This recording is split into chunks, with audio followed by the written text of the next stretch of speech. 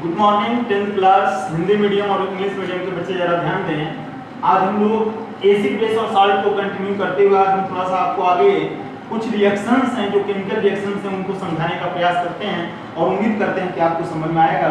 Actually हम फार्मूले के अकॉर्डिंग आपको उन चीज़ों को देखते हैं कि क्या क्या बनता है। एक बात जरा ध्यान दीजिएगा, उनको बताया भी था मैंने कि 10th के बच्चे जरा ध्यान दें कि एसिड बेस और सॉल्ट हम लोग कंटिन्यू किए हुए थे और मैं उसी के आगे आपसे बात करने जा रहा हूँ। देखिए, हमने आपसे कहा था कि जब किसी अम्ल में क्षार मिला दिया जाता है तो अम्ल और क्षार मिलकर के बेटा क्या बनाते हैं, लवण बनाते हैं। एक बात जरा ध्यान दीजिएगा, अम्ल और क्षार मिलकर के लवण बना रहे हैं। तो इसी का एग्जांपल मैं आपके सामने ले रहा हूं कि जैसे हमारे पास सपोज करिए HCl है, तो जाहिर सी बात है कि HCl क्या होता है, हाइड्रोक्लोरिक एसिड। क्या होता है ये हाइड्रोक्लोरिक एसिड। मैंने आपसे कहा था किसी भी एसिड की पहचान किससे होती है, H से होती है। आप लोग देख रहे होंगे H के ऊपर कौन सा चार्ज होता है, प्लस का, Cl के ऊपर कौन सा चार्ज होता है, माइनस का। मैं इसकी रिएक्शन बेटा करा रहा हूं NaOH के साथ।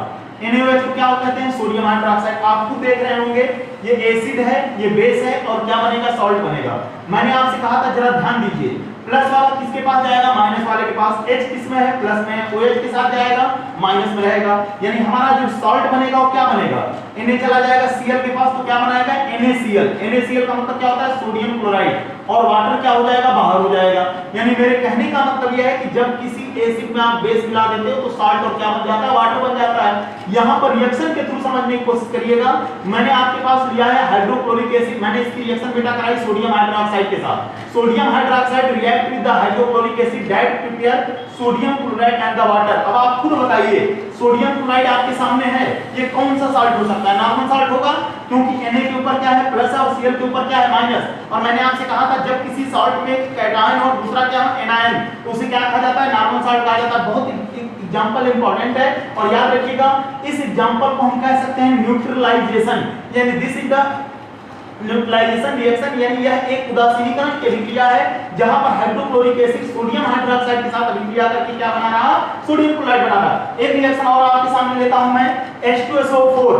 H2SO4 को बेटा क्या कहा जाता है, सल्फ्यूरिक एसिड। इसकी रिएक्शन मैं करा रहा हूं NaOH के साथ। रिएक्शन को हम बैलेंस करने की भी कोशिश करेंगे। जाहिर सी बात है, आप खुद देखिए, प्लस में कौन है, सोडियम। सल्फेट किस में होता है, माइनस में। सोडियम चला जाएगा सल्फेट के पास तो क्या बनाएगा, सोडियम सल्फेट। सोडियम सल्फेट क्या बनेगा, सॉल्ट बनेगा।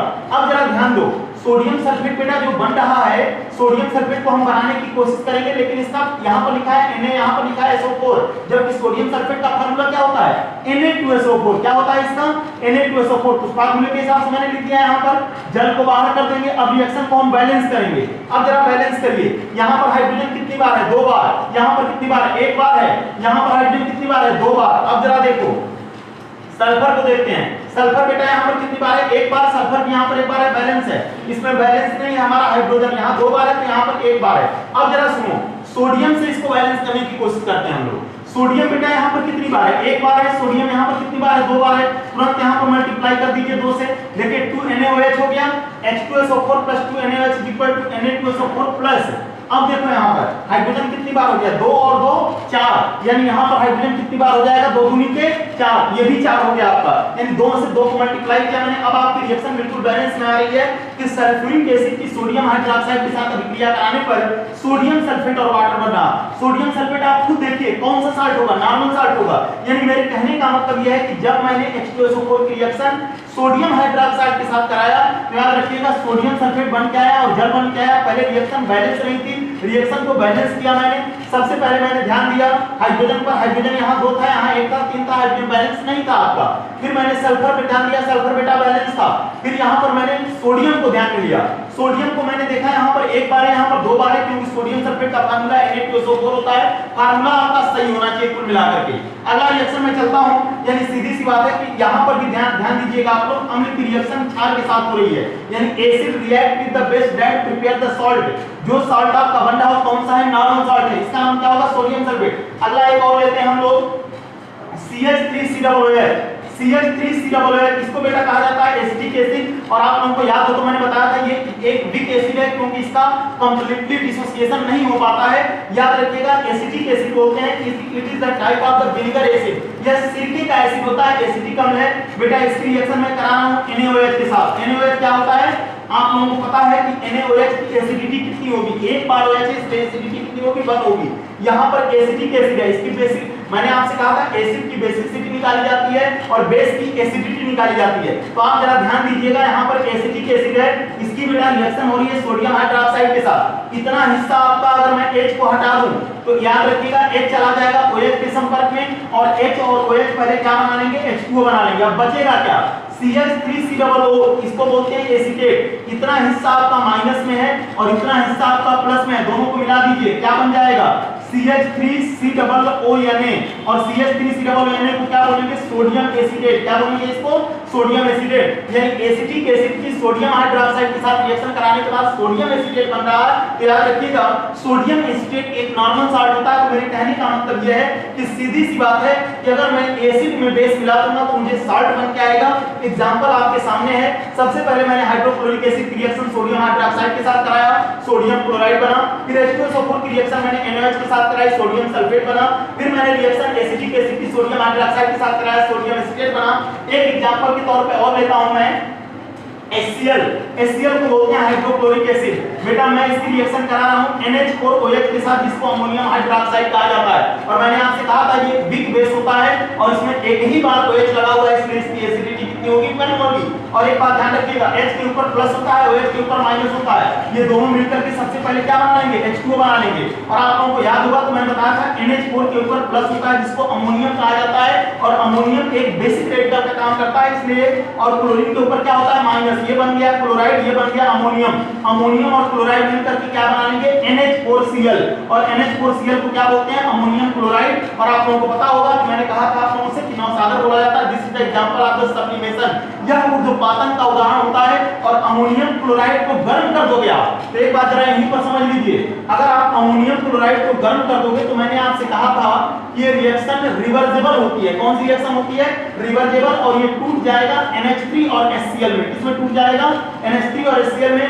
This is the example of the thermal dissociation. ये थर्मल डिसोसिएशन आपके सामने हो जाता है। याद रखिएगा अमोनियम क्लोराइड है, टूट रहा है अमोनिया में और हाइड्रोक्लोरिक एसिड में। तो मेरे कहने का मतलब यह है कि कोई भी अगर आपके पास एसिड होता है और उसकी रिएक्शन अगर आप बेस के साथ कराते हो तो याद रखिएगा सॉल्ट बनेगा। एग्जांपल आपके सामने मैंने लिए हुए हैं, रिएक्शन को मैंने भेजा हुआ था, समझा दिया है। जरा समझने की कोशिश करना कि कोई भी एसिड है अगर वो बेस के संपर्क में जाएगा तो सॉल्ट बनाएगा। Hydrochloric acid react with the sodium hydroxide that prepare sodium chloride and the water. sulfuric acid react with the sodium hydroxide that prepare sodium sulfate and the water, and acetic acid react with the sodium hydroxide that prepare sodium acetate and the water, and hydrochloric acid react with the ammonium hydroxide that prepare the ammonium chloride and the water। इस प्रकार आप लोगों ने देखा कि किस तरह से रिएक्शंस होती हैं। और ये भी मैंने आपसे कहा था this is the example of the neutralisation, क्योंकि जब एसिड बेस के साथ न्यूट्रलाइजेशन का मतलब होता है उदासीनीकरण। एक एग्जांपल और ले लेता हूं मैं यहाँ पर HNO3 का। HNO3 को बेटा बोलते हैं नाइट्रिक एसिड। क्या बोलते हैं, नाइट्रिक एसिड। और याद हो तो आप लोगों से कहा था मैंने H2SO4, HCl और HNO3 is work as a strong acid. ये तीनों आपके कौन से एसिड होते हैं, स्ट्रॉन्ग एसिड होते हैं। कौन से एसिड होते हैं, प्रबल एसिड होते हैं। HNO3 की बेटा रिएक्शन करा रहा हूं मैं KOH के साथ।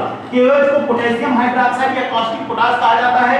K के ऊपर प्लस होता है, OH के ऊपर माइनस होता है। अब यहाँ पर देखिए H के ऊपर प्लस है, NO3 के ऊपर माइनस है। माइनस प्लस के साथ ले जाइए आप, K को हम ले जाएंगे NO3 के साथ, तो क्या बना के देगा हमें KNO3। और KNO3 को क्या बोलते हैं, पोटेशियम नाइट्रेट। और H2O क्या हो जाएगा, बाहर हो जाएगा। यानी सीधी सी बात है कि आप लोगों ने देखा कि नाइट्रिक एसिड की रिएक्शन किसके साथ हो रही है, पोटेशियम हाइड्रोक्साइड के साथ। Potassium hydroxide react with the nitric acid that prepare the potassium nitrate and the water. This is the example of the also neutralization because HNO3 react with the potassium hydroxide that prepare the potassium nitrate and the water। यानी nitric अम्ल की potassium hydroxide के साथ अभिक्रिया कराने पर potassium nitrate और water बन रहा। तो इस प्रकार से आप लोगों ने देखा कि और रिएक्शन हमारी पूर्ण रूप से बैलेंस है, कुछ भी बैलेंस की जरूरत नहीं है। बैलेंसिंग तब बनती है जब आप एक एक सब्सटेंस को देखिए। बैलेंसिंग की जरूरत यहाँ पर पड़ी थी क्योंकि यहाँ सोडियम 2 टाइम था, यहाँ पर सोडियम 1 टाइम था।